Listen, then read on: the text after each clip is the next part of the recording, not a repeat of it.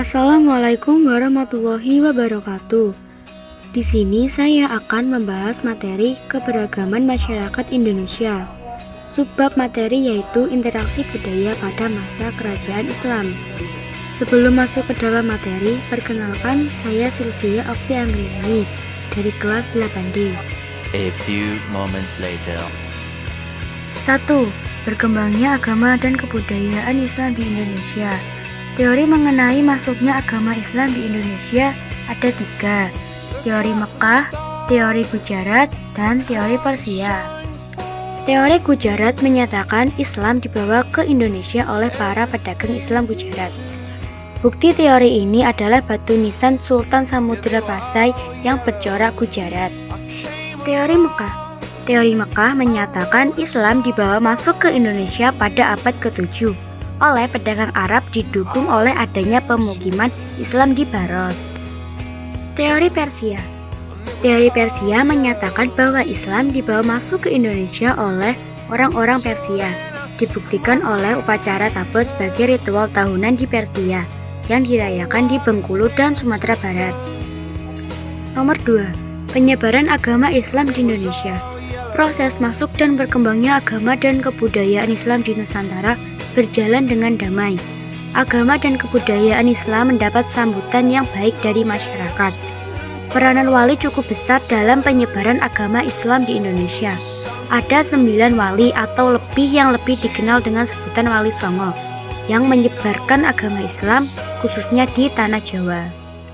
Kesembilan wali tersebut adalah Sunan Gresik, Sunan Gunung Jati, Sunan Ampel, Sunan Giri, Sunan Bonang, Sunan Kudus, Sunan Kalijogo, Sunan Muria, dan terakhir Sunan Derajat. 3. Bentuk interaksi budaya pengaruh Islam di Indonesia. A. Perubahan masyarakat masa Islam dalam aspek geografi. Selat Malaka di sepanjang pantai barat Sumatera menjadi lokasi perdagangan para pedagang muslim. Pada abad ke-11 di daerah Barus terdapat gudang penyimpanan milik pedagang Tamil.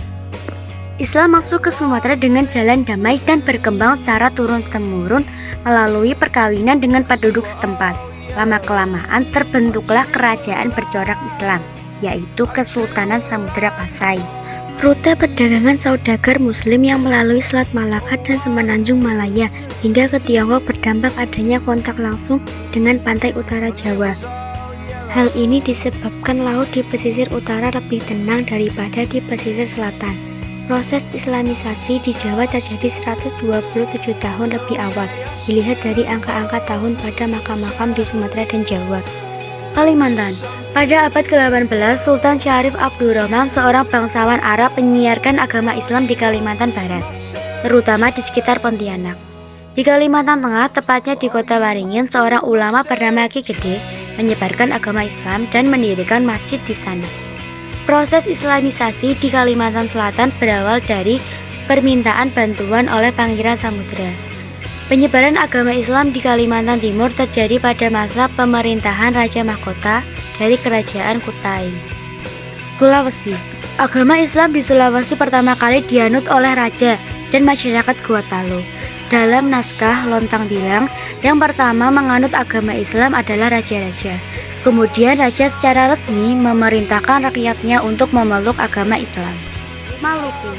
Di Maluku terdapat beberapa pulau yang dijadikan tempat penyebaran agama Islam, yaitu Pulau Ternate, Tidore, Bajan, dan Jailolo. Pada abad ke-8 ada 4 orang mubalik dari Irak yang datang ke wilayah tersebut. B. Perubahan masyarakat masa Islam dalam bidang ekonomi. Pada tahap awal masuknya Islam, banyak ditemukan aktivitas perdagangan di Indonesia.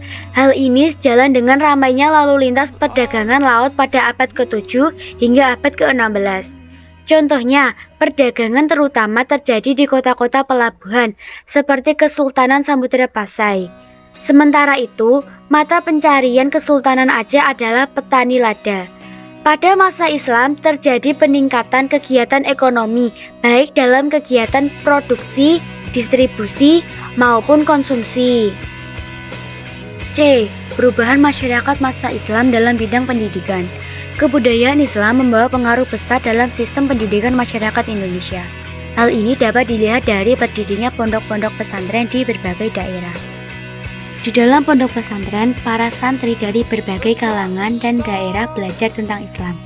Metode pengajaran yang diterapkan dalam pesantren adalah metode sorongan dan bandongan.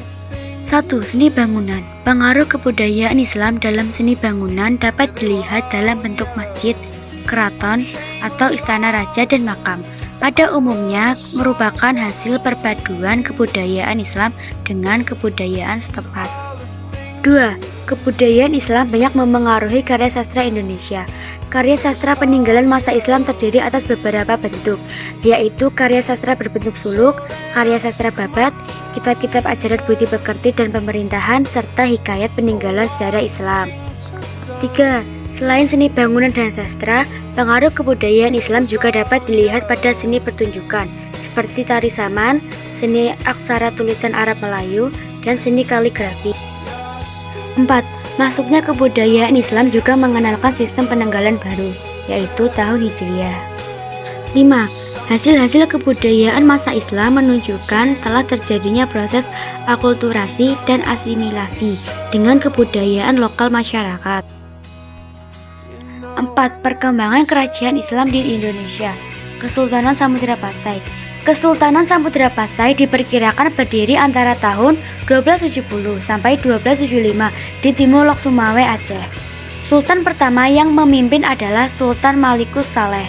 Perkembangan Kesultanan Samudra Pasai dipengaruhi oleh letak geografisnya yang berada di jalur pelayaran dan perdagangan internasional di Selat Malaka. Kesultanan Samudra Pasai menjalin hubungan dengan negara Cina, Persia, Turki, negara-negara Arab dan Siam. Kesultanan ini diyakini berperan penting dalam penyebaran agama Islam dan hubungan perdagangan di Asia Tenggara. Kesultanan Aceh. Kesultanan Aceh berdiri sekitar abad ke-16 di utara Sumatera. Di bawah pimpinan Sultan Ali Mukyat Shah, kesultanan ini mengalami perkembangan pesat pada masa pemerintahan Sultan Iskandar Muda, terutama di bidang politik, ekonomi, perdagangan, serta hubungan internasional. Hubungan kerjasama dijalin dengan banyak bangsa, antara lain Mesir, Turki, negara-negara Arab, Cina, Jepang, Inggris, dan terakhir adalah Perancis. Kesultanan Demak. Kesultanan Demak merupakan kerajaan Islam pertama di Pulau Jawa yang didirikan oleh Raden Fatah pada akhir abad ke-15. Pusat kerajaannya terletak di antara pelabuhan Bargota dan Jepara. Dalam perkembangannya, Kesultanan Demak berperan besar dalam penyebaran agama Islam dengan bantuan para wali. Demak menjadi pusat penyebaran agama Islam di Pulau Jawa dan wilayah Nusantara bagian timur. Kesultanan Banten. Kesultanan Banten diperkirakan berdiri antara tahun 1525 sampai 1526. Setelah kota Banten Giran direbut dari kerajaan Pajajaran oleh kaum muslim yang dipimpin Maulana Hasanuddin. Pada masa pemerintahannya, Banten menjadi pusat politik, ekonomi, dan perdagangan, keagamaan, serta kebudayaan. Kesultanan Banten juga mengalami kemajuan dalam pembangunan kota, desa, dan persawahan, serta perladangan yang mencapai puncaknya pada masa pemerintahan Sultan Agung Tirtayasa. Kesultanan Mataram. Kesultanan Mataram diperkirakan berdiri sekitar tahun 1586 di selatan Jawa dan berpusat di Kota Gede, Yogyakarta. Kesultanan Mataram mencapai puncak kejayaannya di bawah kepemimpinan Sultan Agung Senopati Ing Alogo. Pada masa pemerintahannya, wilayah kesultanan bertambah luas, meliputi Jawa Tengah, Jawa Timur, dan sebagian Jawa Barat.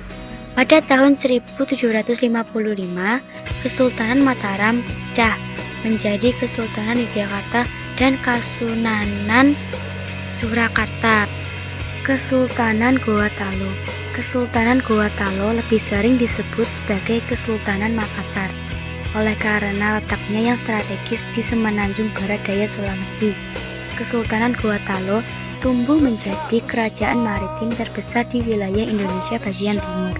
Kesultanan ini menjalin hubungan dagang dengan Malaka, Kalimantan, Cina, dan Thailand. Kesultanan Ternate dan Kesultanan Tidore. Kesultanan Ternate dan Kesultanan Tidore terletak di Kepulauan Maluku dan sebagian Papua. Keduanya terkenal karena menjadi pusat penghasil rempah-rempah di Asia Tenggara, sehingga mendapat julukan The Spice Island atau Kepulauan Rempah-Rempah. Banyak pedagang dari berbagai negara datang untuk membeli rempah-rempah dan masuklah agama Islam yang kemudian dianut oleh masyarakat di sana. Sekian materi dari saya, semoga bermanfaat. Terima kasih. Wassalamualaikum warahmatullahi wabarakatuh.